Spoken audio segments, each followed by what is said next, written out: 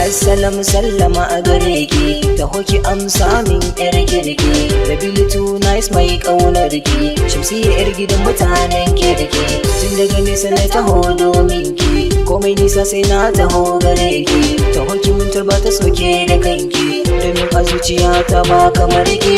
Kure na kauna ni na miko gare ki, kin ga dai ni yaya ne a gunki, kuma yabonki ni nake ina ta shauki. Sai ki zamo kanwa ta kirki, duk da na san akwai kirki, mai alkawar zan zamo ganinki. Burina yau na zamo mai gidanki, za na share duka hawayenki. Ƙwaryar zuma ta soki mikon da kanki, shine zai sa na yau fahar da samunki. Akwai wa'yanda ba su so na aure ki, sara suka suke ta yi a gare ki. Wai su har magani suke zana barki, yanki shirya da muje zana biki. Koma ina kika ni zan biki, dukan jiki da zuciya na baki.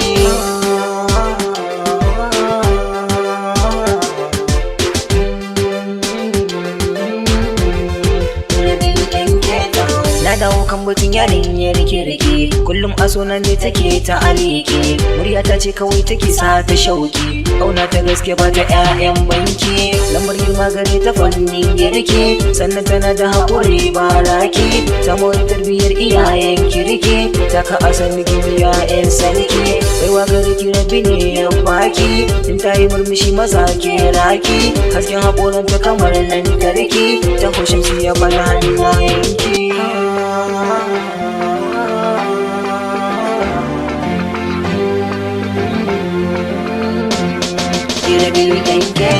Sarauniya babu wacce ta kai ki, ke ce mai haska duka wannan yanki. Kina da shaidu na halin kirki, ga kyawun fuska da tsaftar ɗaki.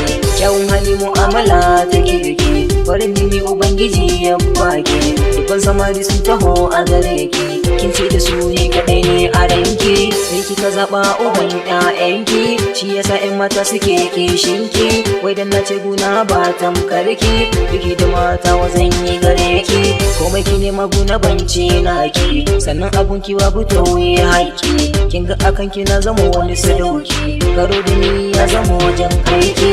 Wa zai yi arba da sarkin yaƙi, saka asan digin biya 'yar kirki.